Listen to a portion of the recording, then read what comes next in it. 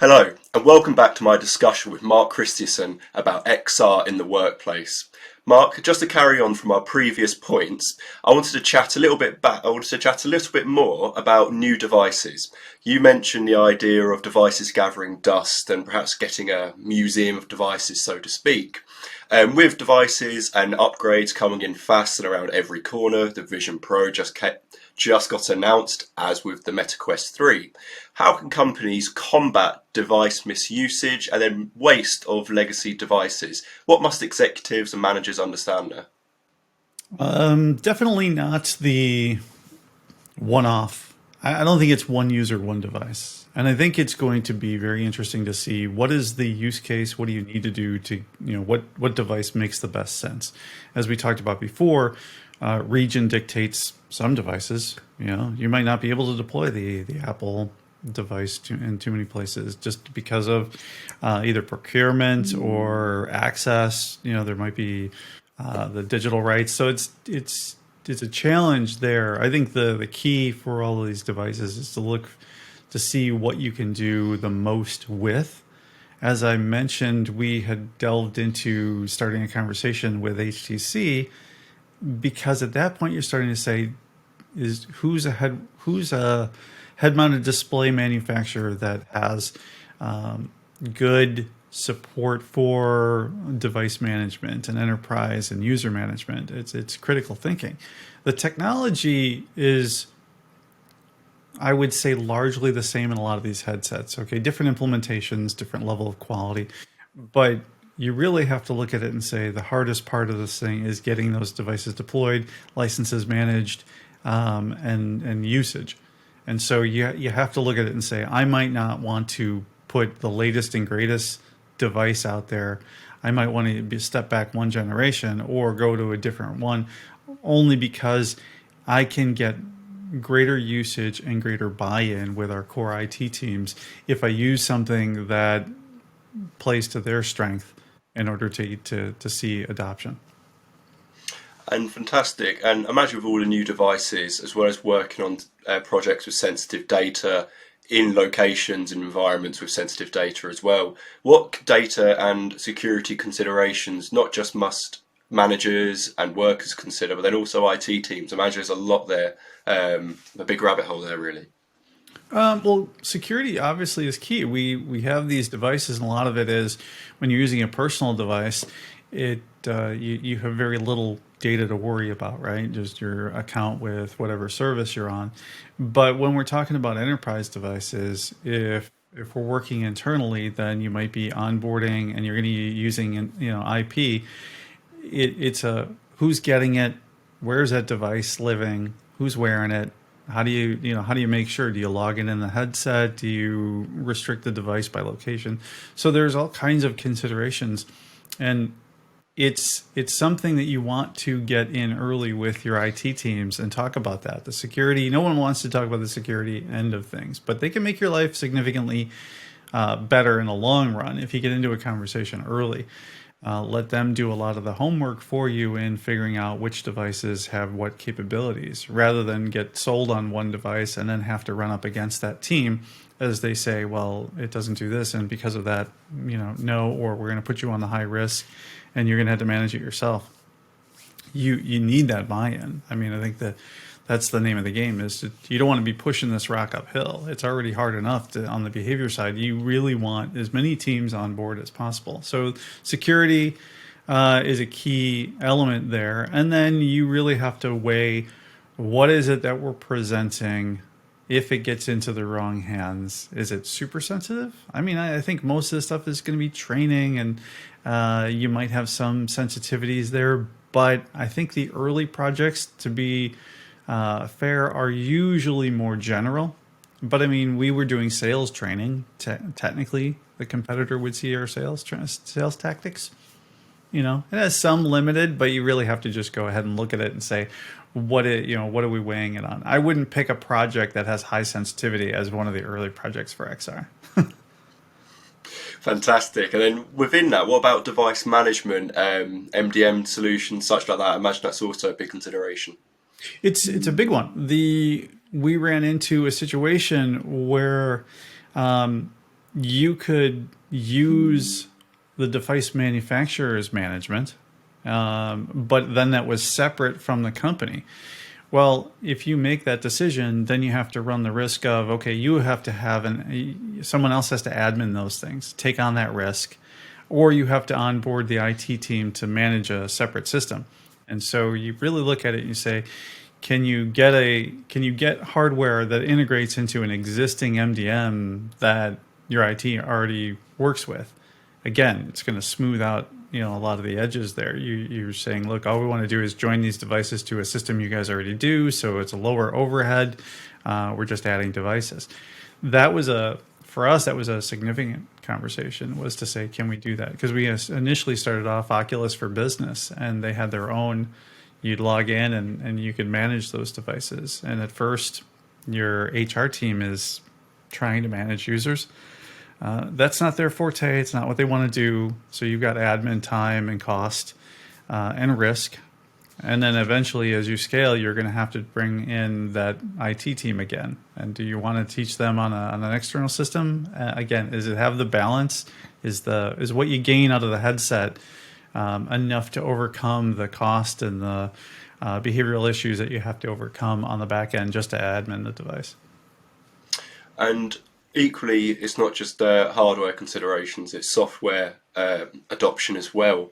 Could you talk a little bit more about perhaps how in-house or third-party developers help to create bespoke software with no-code builders, low-code builders? How is the software being made, built, and distributed? It's an excellent question and a confusing one. Different vendors come banging on the door. They've got their different flavors. There is no base technology, I would say, yet that has really come out and saying this is going to be the foundation.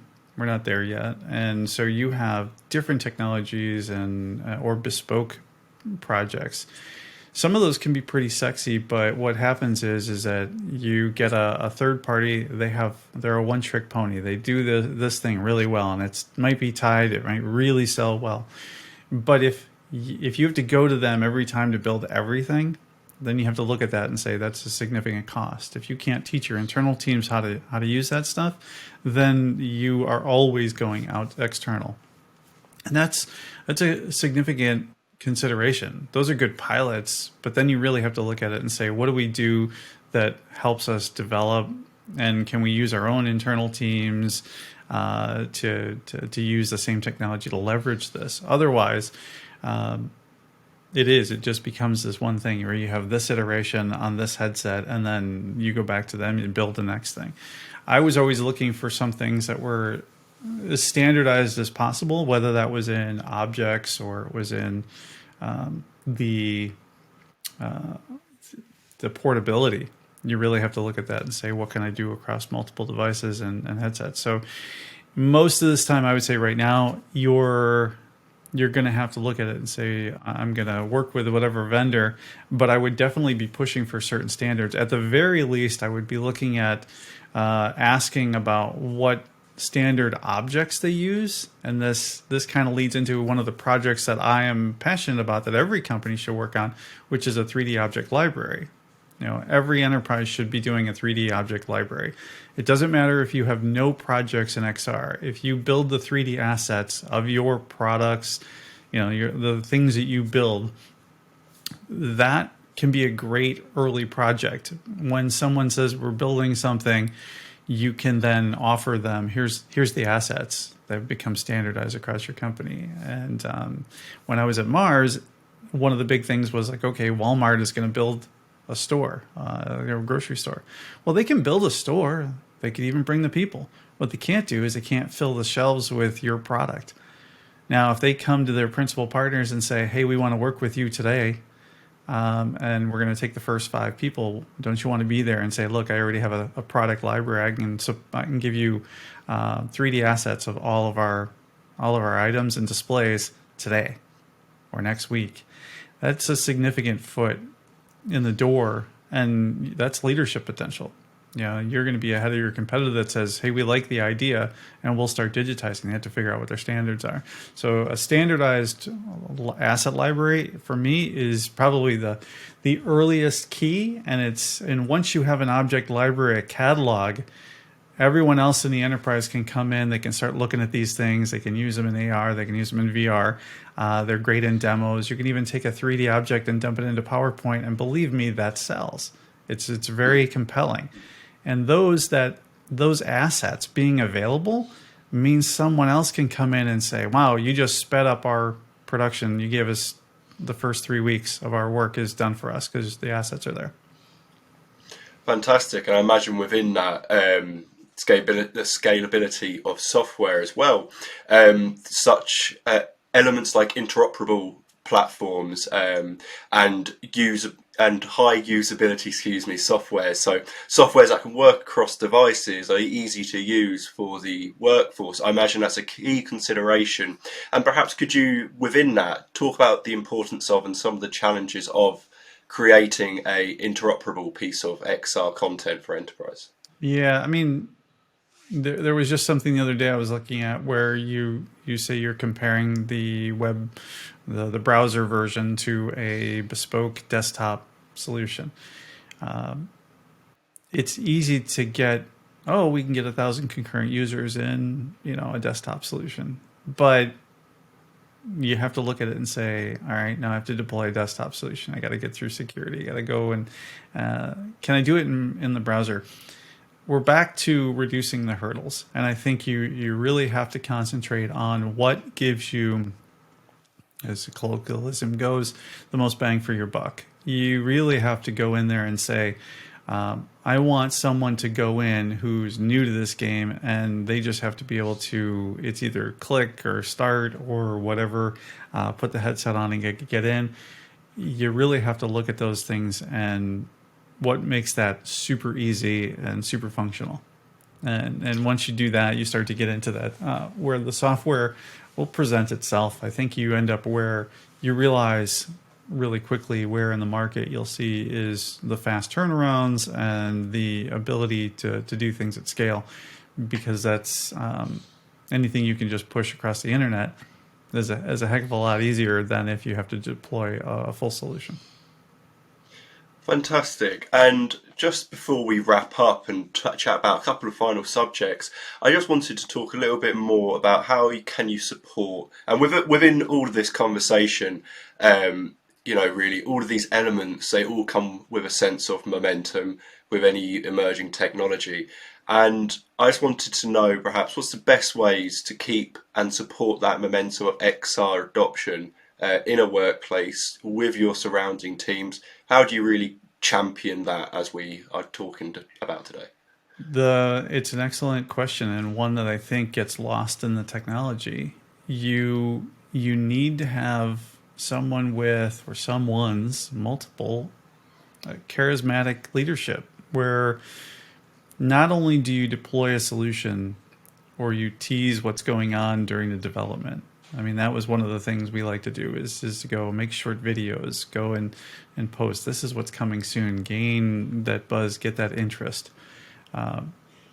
It's a salesmanship piece of this that gets lost. You just deploy something, and then the people who get it say that's really cool, and the people who don't understand it, or they say, well, it wasn't for me, and so I'm not involved in it. And they don't look at it. What you need to do is you need to look at that and you create your champions. You create that internal social networking that says, this is what we're working on. This is why it's a big deal. This is what it could be leveraged for beyond this. Because a lot of people will focus on, we're going to do training. Well, if I'm not doing training, then I guess I'm not doing VR, because you put one thing in their head. You really have to say, we're going to do training, but VR could be used for other things, such as, and have those bigger conversations. We said, look, on Rails training was great, but what about, what could you do that would be different? Like if I was fighting with them saying, well, the online is a video, it's just a training, so all you're doing is a third dimension.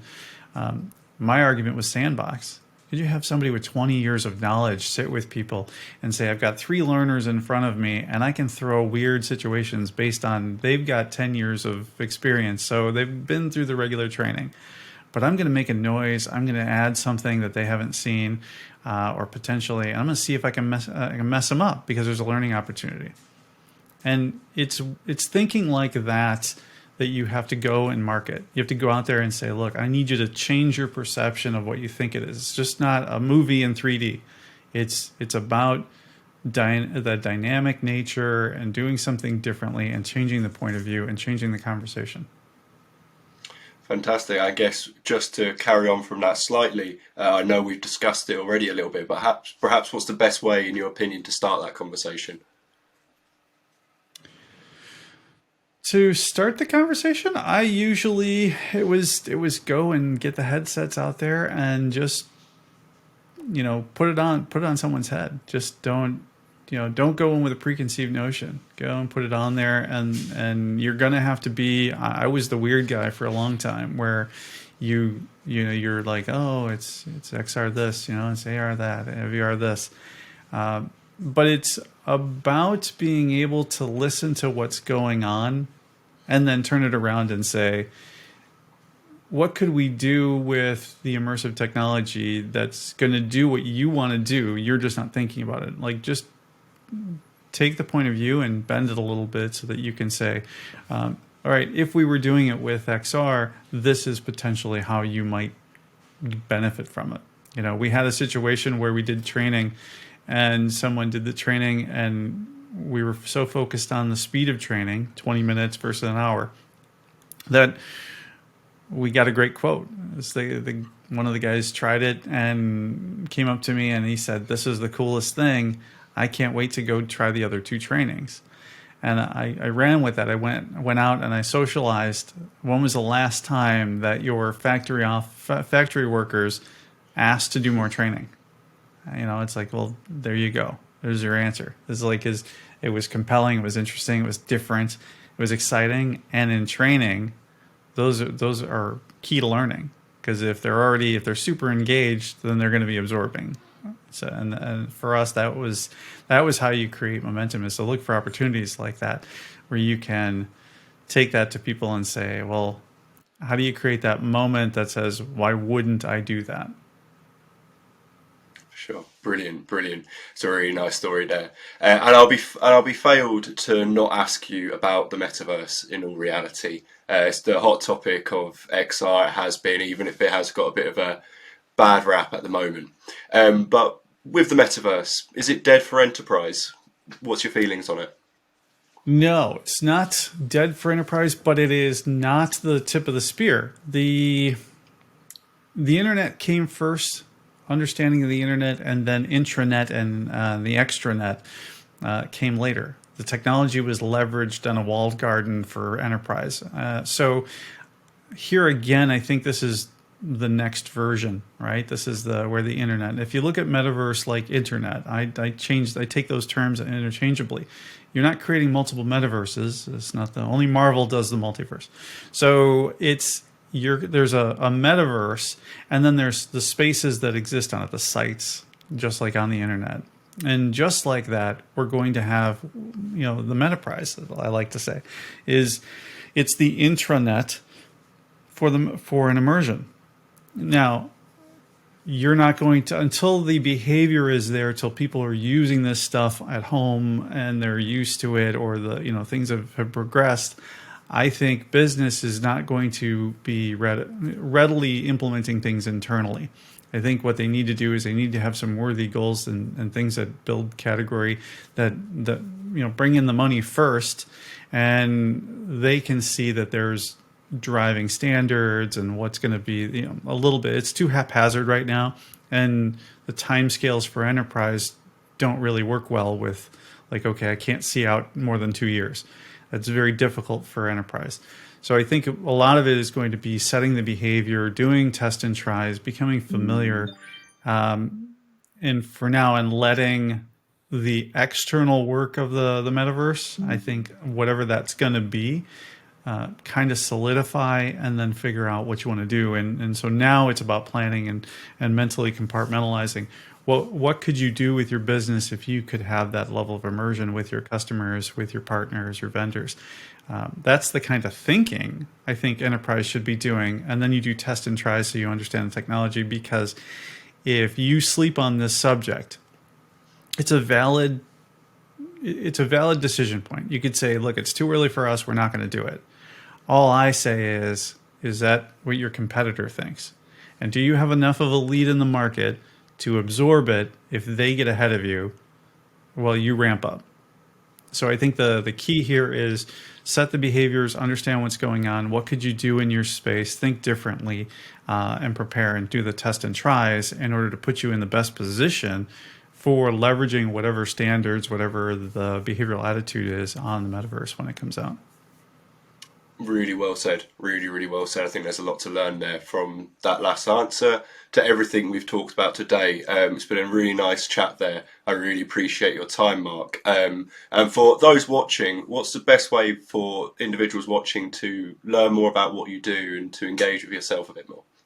Oh, you can just find me on LinkedIn. So just look up Mark Christianson. You'll find me. I'm always putting articles out there, and I'm getting ready to even write a book on Metaverse. So it's this is a fascinating. I'm highly passionate about this stuff, and if you really want to get into a discussion about the both behavior and the tech, then we can get into a long discussion. So I'm happy to have it. This has been great. I appreciate it. Thanks for asking some great questions, and I think this is going to be key for a lot of people getting started in XR. That's what it's all about. It's an emerging technology. We need to approach it with sort of that respect, really. And you've helped me massively with that. And hopefully you'll help some people who watch it too. So thank you so much for your time. That's it from myself. You can get more XR news by subscribing to our XR Today news channel, by following our social pages and keeping up with our website. I'm Rory Greener from XR Today. Thank you very much for watching, and thank you very much for joining me, Mark. Thanks a lot. Appreciate it.